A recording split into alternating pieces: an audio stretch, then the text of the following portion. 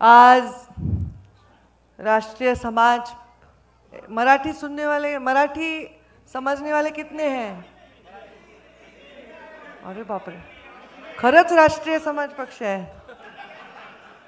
आज राष्ट्रीय समाज पक्ष के माध्यम से आयोजित हमारा श्रद्धा स्थान, हमारा आदर स्थान, हमारा अभिमान का स्थान पुण्य श्लोक अहिल्या देवी होळकर, इनकी जयंती का कार्यक्रम हो रहा है।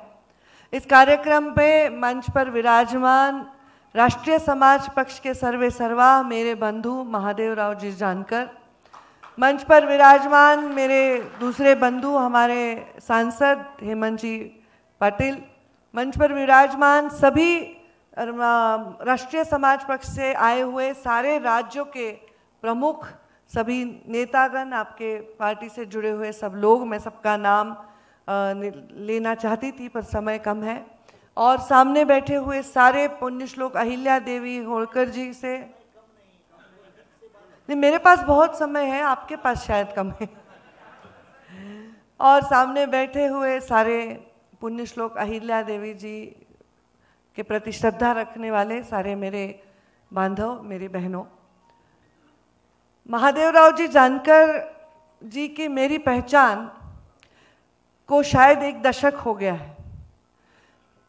मेरे पिताजी एक दिन मुझे चौंडी लेके गए थे जब मैं राजनीति में नई थी, और वो कार्यक्रम था महादेव जी जानकर जी का, और मैं तब से उनको जानकर साहेब बुलाती हूँ। वैसे तो हर आदमी के पीछे साहब लगा देते, आजकल बाबू को भी साहब बुलाते हैं, कोई कॉरपोरेटर को भी साहब बुलाते हैं, आजकल तो कौन किसी को साहब बुलाता है, पर जो गरीब समाज से आया है, जिसका जो वंचितों का प्रतिनिधित्व करता है, उसको साहब बुलाने में जो मुझे मजा आता है और कहीं नहीं आता, तो मुझे बड़ा फक्र महसूस होता है, मुझे बड़ी शान लगता है कि मेरा भाई को जानकर साहब मैं बुलाती हूँ। और जब वो मेरे पहली बार मैं उनसे मिली तो चौंडी में कार्यक्रम था, सब बहुत बड़े बड़े नेता, तभी गणपत राव जी थे, अन्ना डांगे जी थे, मुंडे साहब थे, भुजबल साहब थे, पृथ्वीराज जी चौहान तब आए थे, सब लोग बड़े बड़े कार्यक्रम में बड़े बड़े नेता आए थे, पर जो प्रेम लोगों को मिला, लोगों का मिला, वो मुंडे साहब और जानकर साहब की जोड़ी को मिला।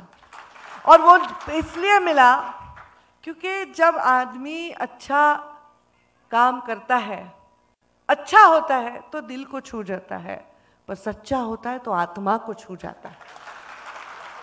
और इसलिए मुंडे साहब ने हमको राजनीति में एक ही चीज सिखाई, सच्चे बनो, अच्छे तो तुम हो ही, पर सच्चे बनो, लोगों की आत्मा को छुओ।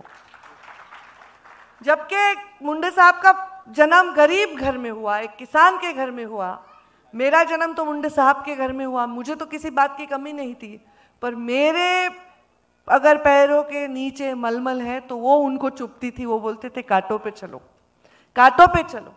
मेरे जीवन में पौराणिक कथाओं में सीता माता, इतिहास की कथाओं में पुण्य श्लोक अहिल्या देवी, और मगर राजनीति में कहें मेरा आदर्श कौन है तो हमारी सुषमा स्वराज मेरा आदर्श है। और मैं वैसा काम जिंदगी में करना चाहती हूँ, वैसे विचारों के साथ जीना चाहती हूँ, वैसे ही विचारों के साथ मरना चाहती हूँ। 11 साल की थी तब मैंने कर्म योगिनी पढ़ा, जो पुण्य श्लोक अहिल्या देवी के ऊपर था, और तब से मेरे मन में पुण्य श्लोक अहिल्या देवी के प्रति कुतूहल, प्रेम और बहुत आदर है, बहुत आदर। सारे राजमाता किसी को बुलाया जाता है, किसी को क्या उपाधि होती है, पर पुण्य श्लोक की उपाधि दुनिया में और किसी के पास नहीं। और अहिल्या देवी का जन्म जहां हुआ वहां से मैं आती हूं।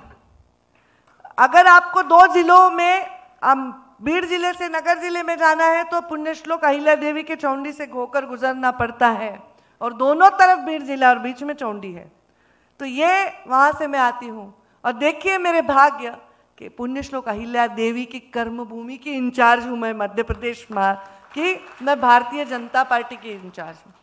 पर जब भी मैं जिस भी मंच पर जाती हूँ, हर बार मैं अपने पार्टी या अपने विचारों को लेकर नहीं जाती, क्योंकि वहां के विचारों को सुनने के लिए भी कोई जाना चाहिए, इसलिए जाती हूं। मैं राष्ट्रीय समाज पक्ष के मंच पर हूं, तो मैं भारतीय जनता पार्टी की प्रतिनिधि बनकर थोड़ी यहाँ आई हूँ, पर जानकर साहब को और कौन सुनेगा, मैं ही सुन सकती हूँ। वो मेरे को ही, मेरी बहन है, मेरे बहन, अरे तुम्हारे लिए तुमसे ज्यादा मैं लड़ती हूँ, तुमसे ज्यादा, ये जब इनको अभी एमएलसी देना था, मैंने लड़ाई की। मैंने बोला अगर तुमने सबसे बड़ा एमएलसी का स्पैन वाला नहीं लिया तो मेरे से बुरा कोई नहीं। वो बोलते थे 2 साल वाला जानकर साहब लो ना। मैंने नहीं, जानकर साहब लेंगे 4 साल वाला, 6 साल वाला एमएलसी। जब मिनिस्ट्री की बात आई, जानकर साहब कुछ बोले ना बोले, मैं अट गई। कैबिनेट के नीचे जानकर साहब को मंत्री पद नहीं चलेगा, नहीं चलेगा। जो हमारे साथ हमारे एनडीए में आए हुए थे जो बाकी पक्ष, उन्होंने राज्य मंत्री पद लिया, पर जानकर साहब कैबिनेट मंत्री बने तभी मुझे आनंद आया। और तब मुझे आनंद इसलिए आया क्योंकि मेरे पिता ने उनको अपना बेटा माना था। तो उनका जो सपना था कि मैं महादेव जानकर जी को नामदार लगाऊंगा और गवर्नमेंट के ऑफिस में, मंत्रालय में बिठाऊंगा, जो मुझे अच्छा लगा। और जब महादेव जी जानकर को मुंडे साहब ने, मुझे याद है आज भी, 2014 3 जून, मुंडे साहब हमारे साथ उस दिन नहीं रहे। आज 3 दिन बाद मुंडे साहब की पुण्यतिथि है, पर मुझे ये 31 मई 2014 आज भी याद है, जिस दिन महादेव जानकर जी का कार्यक्रम था और वो चौंडी में था और उसके लिए मुंडे साहब आए थे। और उस दिन वो बहुत खुश थे। मंत्री बनने के बाद महाराष्ट्र में एक ही कार्यक्रम उनका हुआ और कोई कार्यक्रम ही नहीं हो पाया। भगवान ने उतना हमें दिया ही नहीं मौका। तो महादेव जानकर जी से इतना प्यार था कि एक ही कार्यक्रम हुआ, वो भी उनका ही हुआ। और उस सभा में उन्होंने कहा कि मेरा वारिस महादेव जानकर है। पंकजा को प्रॉपर्टी मत मांगो जानकर साहब, पर राजकीय पूरा मेरा वारिस आप है। ये प्यार उन्होंने दिया। क्यों दिया? क्योंकि एक बच्चा, लड़का जो गरीब घर में पैदा हुआ है, सपना देखता है इस देश का नेतृत्व करने का। क्या बुरा है? हमारा भी तो नेता ऐसा ही है। हमारे नेता एक चाय वाले के घर में पैदा हुए, खुद चाय बेचते बेचते बने कि नहीं देश के प्रधानमंत्री। क्या बुरी बात है? हमें या तो पिता सपना देखना सिखाता है या नेता सपना देखता है। मेरे पिता ने भी मुझे यही सपना दिखाया कि बड़ा सपना देखो, छोटे लोगों के लिए, अपने बड़प्पन के लिए नहीं। और आज मुंडे साहब का सपना है कि महादेव जानकर एक नहीं 1000 बने, महादेव जानकर जैसे नेता बने जो 1000 नेताओं को बनाए। और मैं तो उनसे लड़ती रहती हूँ। मेरा आधा ध्यान तो राष्ट्रीय समाज पक्ष के ऊपर ही है। आपने ये क्यों नहीं बोला, आपने वो क्यों नहीं बोला, आप यहाँ प्रेस लो, आप यहाँ जाओ। मैं तो रोज उनको बोलती रहती हूँ। वो बोल रहे हैं मैं लड़ती रहती हूँ। सही है कि मेरे तो ये मेरा मायका है। राष्ट्रीय समाज पक्ष भी तो मेरा मायका है, मेरे भाई का घर है। इधर पिता से लड़ाई हो गई तो भाई के घर में भी जा सकते हैं अर्जुन भी। तो ये जो है ये सही है। वो बोल रहे थे बीजेपी ने ये किया वो किया, बीजेपी आपकी पार्टी, ताई की पार्टी। मेरी कहाँ भाई पार्टी? मैं बीजेपी की हूँ, बीजेपी मेरी थोड़ी है। बीजेपी बहुत बड़ी है, मैं बीजेपी की हूँ, बीजेपी पार्टी की हूँ। पार्टी मेरी नहीं हो सकती क्योंकि बड़ी पार्टी है। पर ज़रूर जब मुंडे साहब थे तब छोटे छोटे तबकों पर काम करने वाले लोगों को उन्होंने इकट्ठा किया और एक ताकत बनाई, एक मुट्ठी बनाई, तभी तो सरकार का मुंह देख पाए। ये इतना आसान नहीं था, ये इतना आसान नहीं था।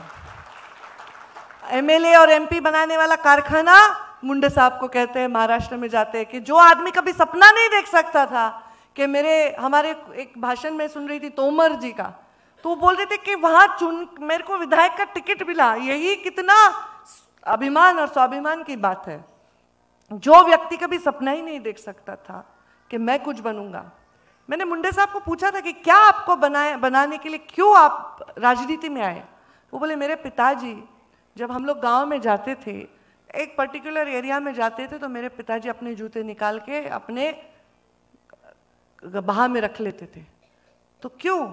क्योंकि वहाँ जूते पहनना मना था। उनको ये सवाल मन में लगा कि यहाँ जूते क्यों नहीं पहन सकते मेरे पिताजी, बाकी लोगों ने तो पहने। तब उनके मन में आया कि नहीं, ये जाति भेद है। जाति नहीं वो जाति होती है, पर जाति भेद ये जाना चाहिए। गडकरी साहब ने भी कहा, एक इतने बड़े नेता, आज देश के सबसे ज़्यादा विकास करने वाले नेता है, पर देखिए महादेव जी जानकर जी का एक निमंत्रण गया, फिर मैंने 2-3 दिन पहले उनको फ़ोन किया, उनसे बात नहीं हुई। मैंने उनके स्टाफ को बताया कि मैं भी आ रही हूँ कार्यक्रम में और अपेक्षित है गडकरी साहब। तो महादेव जी जानकर जी का सम्मान करते हुए आज आए और बहुत अच्छे से भाषण और हमारी पुण्यश्लोक अहिल्या देवी के प्रति बोला। सच में है, राजनीति में मैं काम कर रही थी तो मैंने पानी पे काम किया। जलयुक्त शिवार जो देश में सबसे लोगों में प्रचलित योजना, सबसे लोकप्रिय योजना बनी, जिसको राजस्थान में वहाँ की हमारी मुख्यमंत्री वसुंधरा राजे सिंधिया ने खास टीम भेज के उनको बुला के ये टीम दिया और उनको बहुत अच्छी लगी। बहुत लोगों ने बहुत राज्यों में इस योजना को निभाया। ये योजना भी हमने की, पर मेरे इस योजना का आदर्श कोई होगा तो पुण्यश्लोक अहिल्या देवी थी। उस जमाने में उन्होंने जो कुएं बनाए, जो पानियों की योजना बनाई, आज तक है। हम लोग एक टंकी बनाते हैं, दूसरे साल वो टंकी में रिपेयरिंग आ जाता है, ये क्वालिटी का काम है, वो आज तक है। और आज ये उन्होंने काम किया। सच है, पुण्यश्लोक अहिल्या देवी धर्म रक्षक है, क्यों ना हो। उस जमाने में ना मोबाइल था, ना ज्ञान का कोई ऐसा साधन था, तो धर्म की रक्षा से आदमी की आत्मा को एक ये धीरज बंधाने का काम उन्होंने किया। क्योंकि जब कोई भी प्रतीक अपनी आस्था का होता है वो टूटता है तो उस पर दिल दुखता है, लोगों का आत्मविश्वास डगमगाता है। तो ये सबसे बड़ा काम उन्होंने किया कि उन्होंने धर्म की रक्षा के लिए जो भी, फिर वो कोई भी धर्म हो, उसकी रक्षा के लिए योगदान दिया। और वो महादेव की भक्ति, तो महादेव के मंदिरों का पुनर्निर्माण उन्होंने पूरे देश भर में किया। जहाँ भी ज्योतिर्लिंग है वहाँ आप जरूर पुण्यश्लोक अहिल्या देवी जी का मूर्ति देखेंगे, उनका फोटो देखेंगे और लोग कहेंगे कि उन्होंने बनाया। अच्छा लगता है। और इसके बाद सिर्फ ये नहीं किया, राज संभाला, बहुत अच्छी तरह से राज संभाला। और सबसे बड़ा काम क्या, वो एक न्याय प्रिय राज्यकर्ता थी। न्याय प्रिय, जो न्याय सबके लिए समान हो, ऐसा न्याय। और महिलाओं के प्रति अगर किसी ने आंख उठा के देखा तो हाथी के पैर के नीचे उसे कुचलने का साहस रखती थी। इतनी बड़ी योद्धा, इतनी बड़ी साहसी महिला थी। और उस जमाने में महिलाओं के प्रति काम किया। माहेश्वर का तो उदाहरण दे दिया, उनको खुद के पैर पे खड़े करने के लिए काम किया। इतना ही नहीं, युद्ध खुद करती थी। इतना ही नहीं, महिलाओं को संरक्षण देने का काम किया और महिलाओं के सम्मान को बढ़ाने का काम किया। तो उस जमाने में सती की प्रथा थी। तब मल्हार राव जी ने अहिल्या देवी को कहा कि तू ही मेरा बेटा बन और इस राजकारभार को आगे लेके जाओ। सच में अगर वैसा कुछ होता तो हम ये काम आज उनका नहीं बोल पाते, देख पाते। और अपने उस जमाने में आगे के विचार सामने रख के काम करने वाले, जितनी अहिल्या देवी ने काम किया उसके पीछे खड़ा रहा कोई, तो पिता की तरह ससुर जी उनके पीछे खड़े रहे। और यही हमको करना है। अपनी बेटी हो, मैं हूँ, आपके घर की बेटी हो, आपके घर गली की बेटी हो, उसके एक साथ आपको खड़ा रहना है। सबसे पहले अहिल्या देवी जी को श्रद्धांजलि उस तरह से करनी, इस तरह से करनी है कि उन्होंने सच में वो एक जाति की नहीं हो सकती। ये सच है। एक जाति का, छत्रपति शिवराय एक जाति के नहीं है, महामानव बाबा साहेब अम्बेडकर एक जाति के नहीं है, क्रांति सूर्य ज्योतिबा फुले एक जाति के नहीं है, पुण्यश्लोक अहिल्या देवी एक जाति की नहीं है। पर उन्होंने यही कहा है कि पिछड़ों को आगे लाना ये काम होता है नायक का। जो भी नायक की भूमिका में है उसका ये काम है, पिछड़ों को आगे लाना। और वो काम करने के लिए राष्ट्रीय समाज पक्ष का जन्म हुआ है, ये हमें भूलना नहीं है। आपके पास उद्योगपति हो, आपके पास जो भी हो, आपकी नजर सबसे आखिरी आदमी के ऊपर ही होनी चाहिए। इत्र से कपड़ों को महकाना कोई बड़ी बात नहीं, मजा तो तब है जब खुशबू किरदार से आए। यह काम हमें करना है, ये काम। इसलिए डर तो रहता ही नहीं भाई, हमारे पता नहीं खून में ही है, कुछ जेन्स में ही है, गड़बड़ है ना, गड़बड़ है। डरते तो किसी से है ही नहीं, है क्या? कुछ नहीं मिला तो मैं जाऊंगी गन्ना तोड़ने, जाएंगे मेंढी चराने, और क्या है? हमको किसी चीज को खोना ही नहीं।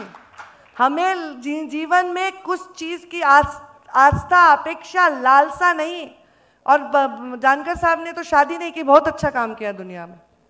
मैं तो कहती हूँ इसीलिए नसीब वाले हूँ। समाज के प्रति पूरी तरह कूद सकते हैं, कोई बोलेगा नहीं मुझे गाड़ी चाहिए, मुझे घर चाहिए। जब परिवार का कोई, हमारे मोदी जी भी क्योंकि समर्पित है समाज के प्रति, उनको कोई ऐसा लालच नहीं, किसी को पालना नहीं है, सिर्फ पालना है इस देश की जनता को। तो जानकर साहब तो आज ऐसे सूट बूट में आए, मेरे को तो लगा शादी करा देंगे हम इसकी। हाँ, मैं हमेशा सोचती हूँ ऐसे, कई मेरे को कभी फोन करके नहीं बोलते कि बाबा अभी कल मेरा मंदिर में शादी है, आ जाओ आप, उस कार्यक्रम भी आप ही अध्यक्ष हो। उन्होंने मुंडे साहब के मृत्यु के बाद उन्होंने डिक्लेयर किया कि जितने भी कार्यक्रम होंगे 31 मई के, उतने में पंकजा मुंडे ही अध्यक्ष है। मुझे बुक ही कर दिया। और ऐसा होता था तो चौंडी भी जाऊं, इनके कार्यक्रम में भी आऊं, ऐसे मेरी दोनों तरफ खिंचातान होती थी तभी। पर मुझे बुरा लगा, मैंने उनसे लड़ाई भी की। मैंने बोला क्यों चौंडी छोड़ते हो? क्यों किया? क्योंकि भाई के प्रति प्यार था, भाई के प्रति चिंता थी। पर मैंने भी तो छोड़ा गढ़, मैंने भी तो नया गढ़ बनाया। अरे जब तक हम अपना आंगन नहीं छोड़ते तब दुनिया को कैसे नापेंगे? बराबर है। हेमंत जी ने कहा, हमारे सांसद ने कहा कि जब तब उस मराठा, मतलब वो जाति की बात नहीं कर रही थी, मराठा मतलब जो योद्धा थे महाराष्ट्र के, फिर अहिल्या देवी, छत्रपति शिवराय, पेशवा, उन्होंने जब तक उत्तर की तरफ नहीं देखा तब तक साम्राज्य नहीं बढ़ा। नहीं तो हमारी अहिल्या देवी की राजधानी माहेश्वर थोड़ी होती, वो चौंडी से माहेश्वर गई, कितना पराक्रम किया, देश को कितना कुछ दिया।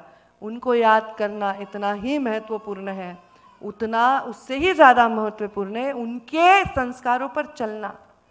आज हम लोग राजनीति के लिए पार्टी भी बना लेते हैं, समाज को इकट्ठा करने के लिए जाति के लिए उसका भी एक झंडा बना देते हैं, पर उसके परे जाके काम करना है।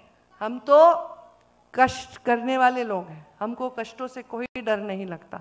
मैं इलेक्शन में हार गई, सब बोले हार गई, खत्म हो गई, खत्म हो गई। उल्टा हारने के बाद ज़्यादा बड़ा नाम हो गया, ज़्यादा लोग प्यार करने लगे, क्योंकि हारने से लोगों को कोई प्रॉब्लम नहीं, कोई परहेज नहीं, झुकना लोगों को पसंद नहीं। बताओ मुझे, हम किस किस योद्धा का नाम लेते हैं? हम महाराणा प्रताप का नाम लेते हैं, क्या हुआ था? युद्ध हारे थे कि जीते थे? हम झांसी की रानी का नाम लेते हैं, क्या होता था? हारी थी झांसी की जीती थी। पर झुके नहीं, इसलिए हम उनका नाम लेते हैं। तो किसी ने मुझे पूछा कि आपको लोग याद कैसे रखेंगे? मुझे इतिहास लिखा जाएगा, नाम हमारा भी आएगा, जानकर साहब का भी आएगा। इसलिए नहीं आएगा कि हमने झुककर अपने थाली में कुछ दो चंद सिक्कों के लिए अपने जमीर को गिर नहीं रखा, इसलिए नाम नहीं आएगा हमारा। हमारा नाम आएगा कि हमने स्वाभिमान के साथ काम किया, हम झुके नहीं, हम रुके नहीं, हम थके नाही। आणि म्हणून थोडंसं मराठीतही बोलते, नाही तर महाराष्ट्रात बातम्या कशा येतील? आणि म्हणून मुंडे साहेब म्हणायचे, मी झुकणार नाही, मी थकणार नाही। मुंडे साहेब नेहमी प्रत्येक भाषणात म्हणायचे, मी थकणार नाही, मी रुकणार नाही, मी कुणासमोर कधीही झुकणार नाही। न झुकणं म्हणजे अहंकार नाही, स्वाभिमान आहे, स्वाभिमान आहे।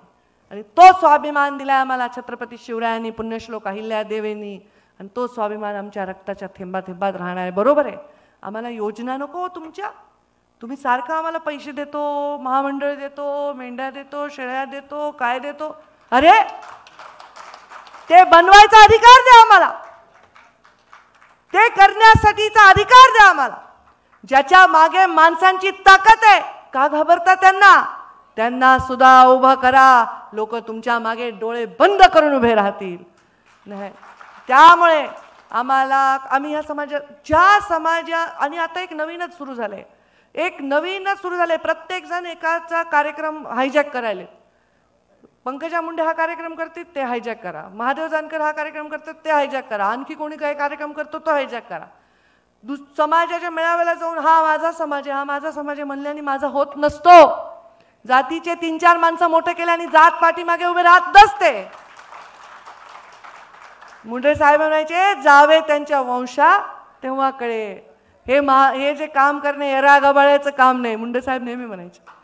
त्यामुळे आपल्याजवळ सत्ता आहे, आपल्याजवळ शक्ती आहे, म्हणून आपण कोणालाही काही देऊ शकतो, घेऊ शकतो असं वाटणं हा अहंकार आहे।